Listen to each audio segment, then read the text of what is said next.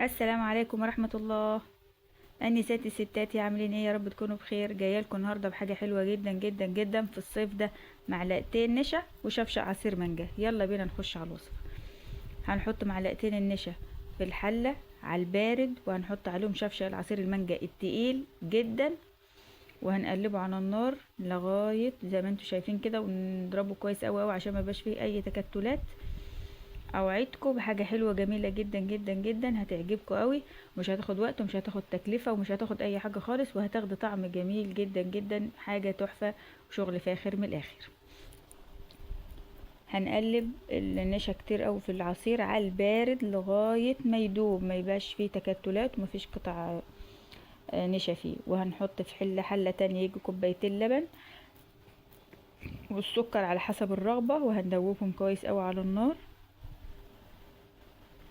وبعدين هنجيب معلقه نشا في طبق وندوبهم في شوية لبن. مهلبية يعني، هتعملي طبقين مهلبية جنبك كده. حلة فيها النشا وفيها العصير المانجا، وطبعا تحط على العصير مانجا عاملة عصير عادي جدا بسكر ضرباه في الخلاط، وبعدين معلقتين النشا وتدوبوهم في بعض قوي قوي، بعدين ترفعيهم على النار لغاية ما يتقل معاكي ويبقى قوام كريمي ومتماسك زي ما انت شايفة كده. تقلبيهم كويس قوي وايدك فيهم على طول عشان نمنع اي تكتلات او اي حاجات. النشا يعني ما يبقى كويس كده معاكي ويبقى ايه كريمي وجميل.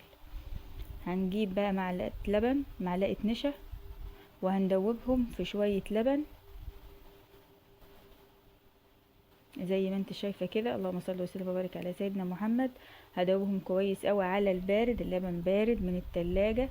وبعدين اللبن اللي على النار يبدأ يغلي معايا، احطه على طول قبل ما يغلي، واقلب بسرعة ايدك فيه على النار عشان نمنع اي تكتلات فيه، يبقى قوام كريمي. احنا عايزينه قوام كريمي خالي من التكتلات زي ما انت شايفة كده اهو. ايدي فيه على النار لغاية ما بدأ يتقل معايا زي ما انت شايفة البقاليل بتاعته بدأت تبقى تقيلة.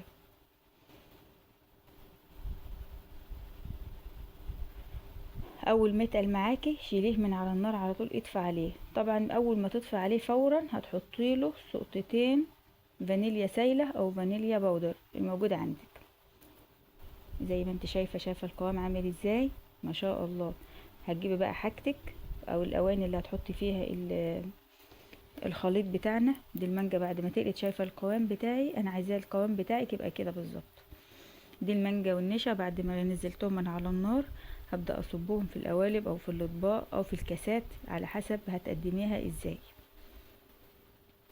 وصفة جميلة جدا جدا ومغذية ومش مكلفة خالص، وولادك هيحبوها قوي وانت هتحبيها اصلا، وسهلة. ممكن كل ما تدخل المطبخ هتعمليها. والله انا كل ما ادخل المطبخ حرفيا بعملها. جميلة قوي. بالهنا والشفا. ما تنسوش اللايك يا جماعة، لايك والاشتراك في القناة وتفعيل جرس الكل عشان يوصلكم مني كل جديد.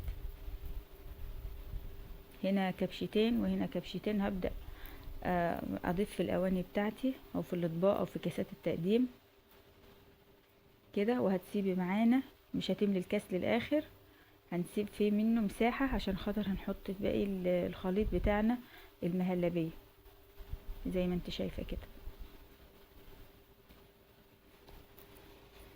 بتتقدم باردة، هنحطها بقى في التلاجة بتاعتنا لغاية ما تسقع، وهنقدمها بقطع المانجا على الوش. قطع المانجا هتقطعها مكعبات وتقدميها على الوش زي ما انت شايفة. او صوص عندك كراميل او صوص شوكولاته على حسب ما انت عاوزه، مش متاح خالص صوص مفيش مشاكل. وبألف هنا والف شفا.